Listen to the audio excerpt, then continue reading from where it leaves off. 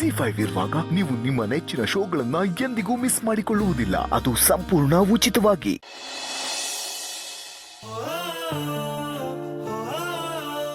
ವೆಂಕಿ, ಯಾಕೆ ಬೇಜಾರಲ್ಲಿದೆಯಲ್ಲ? ಜಾನು ಅವ್ರ ಫೋನ್ ತೆಗಿತಾ ಇಲ್ವಾ?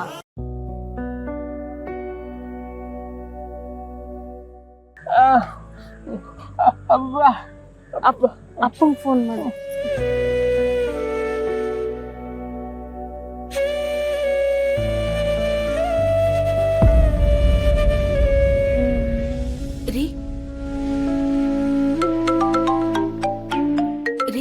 ವೆಂಕಿ ಫೋನ್ ಮಾಡ್ತಾ ಇದ್ದಾನೆ.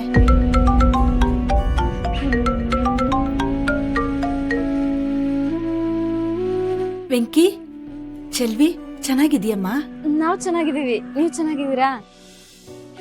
ಏನಾಯ್ತು ವೆಂಕಿ, ಯಾಕೆ ಒಂಥರ ಇದೆಯಾ? ನೀನು ಫೋನ್ ಮಾಡ್ತಿದ್ಯಾ? ನಾನು ಫೋನ್ ಮಾಡ್ತಾನೆ ಇದ್ದೀನಿ. ಅವಳು ಯಾಕೋ ಫೋನೇ ತೆಗಿತಾ ಇಲ್ಲಪ್ಪ.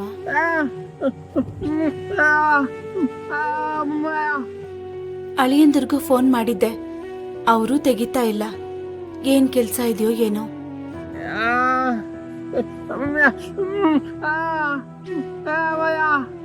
ವೆಂಕಿ, ನೀನು ಅಮ್ಮ ಸುಮ್ಮನೆ ತಲೆ ಕೆಡಿಸ್ಕೋತಿದ್ದೀರಾ. ಹಾಗೇನಾದರೂ ಇದ್ರೆ ಅಳಿಯಂದ್ರು ಫೋನ್ ಮಾಡ್ತಿದ್ರು ತಾನೆ. ತಾಳ್ಮೆಯಿಂದ ಇರಿ, ಏನೂ ಆಗಿರಲ್ಲ.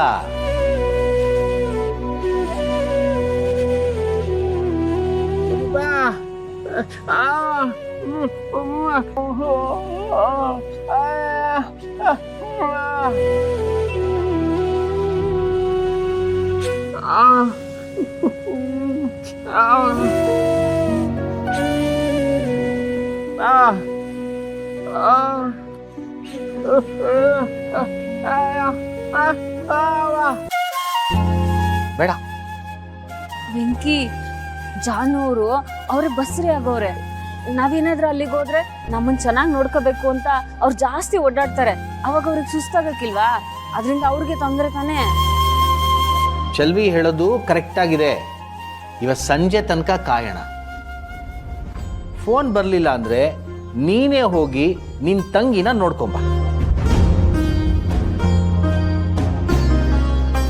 ನಾನು ಆಮೇಲೆ ಫೋನ್ ಮಾಡ್ತೀನಿ.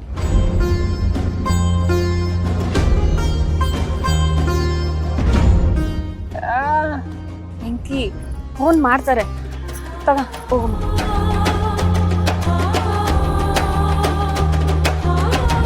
ರೀ, ನನ್ಗ್ಯಾಕೋ ಜಾನು ಬಗ್ಗೆ ಯೋಚನೆ ಆಗಿದೆ. ಅವಳಿಗೆ ಏನಾಗಿದೆಯೋ, ಮತ್ತೆ ಹಾಸ್ಪಿಟ್ಲಿಗೆ ಹೋಗೋ ಥರ ಆಗಿದೆಯೋ ಏನೋ. ಮನ್ಸಲ್ಲಿ ಏನೇನೋ ಓಡ್ತಾ ಇದೆ ರೀ. ಲಕ್ಷ್ಮಿ, ನೀನು ಯಾವಾಗಲೂ ಹೀಗೆ ಏನಾದರೂ ಒಂದು ವಿಷಯ ತಲೆಗೆ ಹೋಗ್ಬಿಟ್ರೆ ಅದ್ರ ಬಗ್ಗೆನೇ ಯೋಚನೆ ಮಾಡಿರ್ತೀಯ. ಈಗ ಹೇಳದ್ನಲ್ಲ, ಇವತ್ತು ಸಂಜೆ ತನಕ ತಾಳ್ಮೆಯಿಂದ ಇರಿ. ಫೋನ್ ಬರಲಿಲ್ಲ ಅಂದರೆ ವೆಂಕಿನೇ ಕಳಿಸಿ ಏನಾಗಿದೆ ಅಂತ ಕೇಳ್ಬೋದು, ಆಯ್ತಾ? ಸರಿ ರೀ.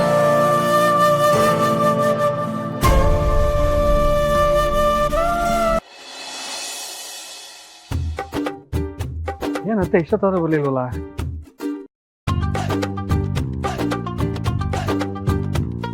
ಓ ಅತ್ತೆ, ಅಪ್ಪ ನೀವು ಬಂದ್ರ ತುಂಬಾ ಖುಷಿ ಆಯ್ತು. ನೀವೇನು ಇಷ್ಟೊತ್ತಾದ್ರೂ ಬರ್ಲಿಲ್ವಲ್ಲ ಅಂತ ಟೆನ್ಷನ್ ಆಗ್ಬಿಟ್ಟಿದ್ದೆ. ನಿಮ್ಮನ್ನ ನೋಡಿ ಸಮಾಧಾನ ಆಯ್ತು. ಹೇಳಿದ್ಮೇಲೆ ಬಂದೇ ಬರ್ತೀನಿ. ಪರಿಸ್ಥಿತಿ ಹೀಗಿದೆ ಅಂತ ನಾ ಕೆಲಸ ಮಾಡ್ತಾ ಇದ್ದಿದ್ ಮನೆಯವ್ರಿಗೆಲ್ಲ ಹೇಳ್ಬಿಟ್ಟು ಕೆಲಸ ಬಿಟ್ಬಿಟ್ಟು ಬಂದ್ಬಿಟ್ಟೆ. ಹೌದಾ? ತುಂಬಾ ಒಳ್ಳೇದಾಯ್ತು.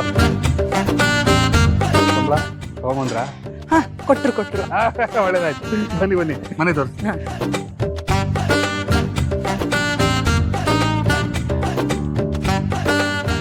ಅತ್ತೆ, ಹೇಗಿದೆ ಮನೆ? ಇಷ್ಟ ಆಯ್ತಾ? ಹುಷಾರು. ತುಂಬಾ ಚೆನ್ನಾಗಿದೆ.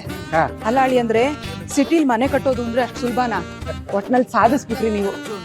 ನನ್ನ ಮಗಳು ಸ್ವಂತ ಮನೇಲಿರೋ ಭಾಗ್ಯ ಪಡೆದಿದ್ದಾಳೆ ನೋಡಿ. ಬರೀ ಅವಳು ಮಾತ್ರ ಅಲ್ಲ, ನೀವು ನಮ್ ಜೊತೆಗೆ ಇರ್ತೀರಾ, ನೆನ್ಪಿಟ್ಕೊಳ್ಳಿ. ಏನಂದ್ರಿ? ನಾನು ನಿಮ್ ಜೊತೆಲ್ಲ? ಅಳಿ ಅಂದ್ರೆ ಎಂತ ದೊಡ್ಡ ಮನ್ಸು ನಿಮ್ದು. ಈಗಿನ ಕಾಲದಲ್ಲಿ ವಯಸ್ಸಾದವ್ರನ್ನ ವೃದ್ಧಾಶ್ರಮಕ್ಕೆ ಬಿಡೋರೆ ಹೆಚ್ಚು. ಅಂಥದ್ರಲ್ಲಿ ನೀವು ನನ್ನನ್ನ ನಿಮ್ ಜೊತೆನಲ್ಲಿ ಇಟ್ಕೊಳ್ತಿದ್ದೀರಾ ಅಂದ್ರೆ ನಾನೆಷ್ಟು ಪುಣ್ಯ ಮಾಡಿದ್ದೆ ದೇವ್ರೆ. ನನಗ್ ಗತಿ ಇಲ್ದೇ ಇರೋದಕ್ಕೆ ನಿಮ್ಮನ್ನ ಇಲ್ಲಿ ಕರ್ಸ್ಕೊಂಡಿದ್ದು. ಇಲ್ದೆ ಹೋಗಿದ್ರೆ ಎಲ್ಲಿ ಕರ್ಸ್ಕೊತಿದ್ದೆ? ಅತ್ತೆ, ನಿಮ್ಮನ್ನ ನಮ್ಮ ಜೊತೆಲಿ ಇಟ್ಕೊಳ್ಳೋದು ನಮ್ಮ ಪುಣ್ಯ. ಆ, ಮನೆ ಅಂತೂ ತುಂಬಾ ಚೆನ್ನಾಗಿದೆ. ಇವಾಗ ಹೇಳಿ, ಈ ಮನೇಲಿ ನಾನು ಏನೇನ್ ಕೆಲಸ ಮಾಡ್ಬೇಕು? ಮೇಲ್ಗಡೆ ಹೋಗೋಣ, ಹೇಳ್ತೀನಿ. ಬನ್ನಿ ಬನ್ನಿ.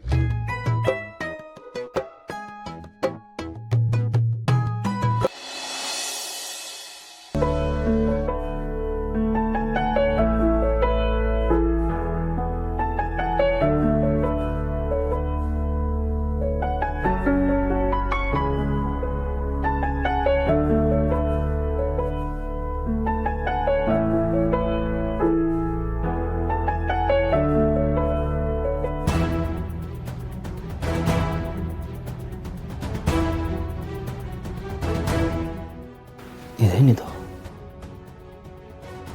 ಎಷ್ಟು ಮಾತಾಡಿದ್ರು ಇವ್ರು ಕನ್ವಿನ್ಸೇ ಆಗ್ತಿಲ್ವಲ್ಲ. ಜಾಗ ಬದಲಾದರೆ ಮನಸ್ಸು ಬದಲಾಗತ್ತೆ ಅಂದರೆ ಸರಿ ಅಂತ ಅಲ್ಲಿಂದ ಇಲ್ಲಿವರೆಗೆ ಕರ್ಕೊಂಬಂದಿದ್ದೀನಿ. ಅದೇನು ಬದಲಾವಣೆ ಇಲ್ಲ. ಏನು ಮಾಡಲಿ?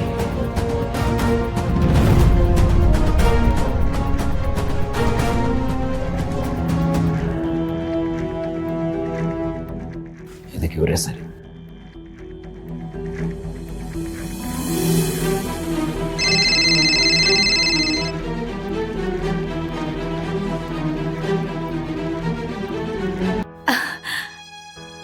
ಹಲೋ ಅಳಿಯಂದ್ರೆ. ನಮಸ್ತೆ ಅತ್ತೆ. ಸಾರಿ, ಆಗಲೇ ನೀವು ಫೋನ್ ಮಾಡಿದಾಗ ನಾನು ಫೋನ್ ಎತ್ತಕ್ಕಾಗಲಿಲ್ಲ. ಇರ್ಲಿ ಅಳಿಯಂದ್ರೆ, ನೀವು ಫೋನ್ ತೆಗಿದೇ ಇದ್ದಿದ್ ನೋಡಿ ಅಲ್ಲೇನಾಗಿದ್ಯೋ ಅಂತ ಗಾಬರಿ ಆಗ್ಬಿಟ್ಟಿತ್ತು. ಅಲ್ಲೇನು ತೊಂದರೆ ಇಲ್ಲ ತಾನೆ? ಜಾನು ಹುಷಾರಾಗಿದ್ದಾಳಾ? ಅಯ್ಯೋ, ನೀವೇನು ಟೆನ್ಷನ್ ಮಾಡ್ಕೋಬೇಡಿ ಅತ್ತೆ. ಅತ್ತೆ, ನೀವು ಟೆನ್ಷನ್ ಮಾಡ್ಕೊಡಲ್ಲ ಅಂದರೆ ಇನ್ನೊಂದು ಸರ್ಪ್ರೈಸ್ ನ್ಯೂಸ್ ಅಂತೂ ಹೇಳ್ತೀನಿ ನಿಮಗೆ. ಏನ್ ಅಳಿಯಂದ್ರೆ? ಅದೇ, ನಾನು ಜಾನ್ವಿ ಇಬ್ಬರು ಈಗ ಫಾರಿನಿಗೆ ಬಂದಿದ್ದೀನಿ. ಫಾರಿನ್ಗ? ಅಲ್ಲ ಅಳಿಯಂದ್ರೆ, ಈಗ ಯಾಕೆ ಅಳಿಯಂದ್ರೆ? ಅವಳಿರೋ ಪರಿಸ್ಥಿತಿಲಿ ಅಷ್ಟು ದೂರ ಪ್ರಯಾಣ ಮಾಡೋದು ಬೇಕಾಗಿತ್ತಾ? ಏನಾದ್ರೂ ಹೆಚ್ಚು ಕಡಿಮೆ ಆದ್ರೆ? ಅದೇ ನೋಡಿ, ಟೆನ್ಷನ್ ಮಾಡ್ಕೋಬೇಡಿ. ನಾನು ಡಾಕ್ಟ್ರನ್ನ ಕನ್ಸಲ್ಟ್ ಮಾಡಿ ಅವ್ರ ಪರ್ಮಿಷನ್ ತೊಗೊಂಡೆ ಅವ್ರನ್ನ ಇಲ್ಲಿ ಕರ್ಕೊಂಬಂದಿರೋದು. ಅದು ಅಲ್ಲದೆ ಜಾನ್ವಿ ಅವ್ರಿಗೆ ಈ ಜಾಗಕ್ಕೆ ಬರಬೇಕು ಅಂತ ತುಂಬ ಆಸೆ ಇತ್ತು. ಅವ್ರ ಆಸೆ ನೆರವೇರಿಸೋಣ ಅಂತ ಕರ್ಕೊಂಬಂದೆ. ಒಳ್ಳೇದಾಯ್ತು ಅಳಿಯಂದ್ರೆ.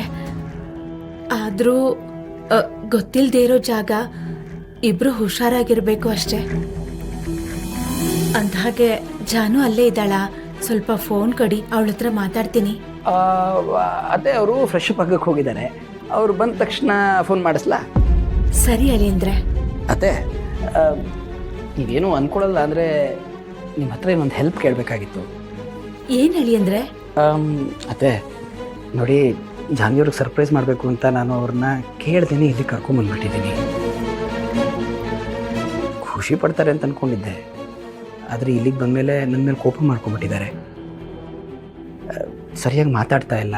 ಆಮೇಲೆ ಹೊರಗಂತೂ ಎಲ್ಲೂ ಬರಲ್ಲ ಅಂತ ಕೂತ್ಕೊಂಡ್ಬಿಟ್ಟಿದ್ದಾರೆ. ಅಲ್ಲಿಂದ ಇಷ್ಟು ದೂರ ಬಂದಮೇಲೆ ಹೊರಗೆ ಹೋಗದಿದ್ರೆ ಹೇಗೆ ಹೇಳಿ? ZEE5 ಆಪ್ ಡೌನ್ಲೋಡ್ ಮಾಡಿ ಎಲ್ಲಾ ಸಂಚಿಕೆಗಳನ್ನು ಸಂಪೂರ್ಣ ಉಚಿತವಾಗಿ ನೋಡಿ.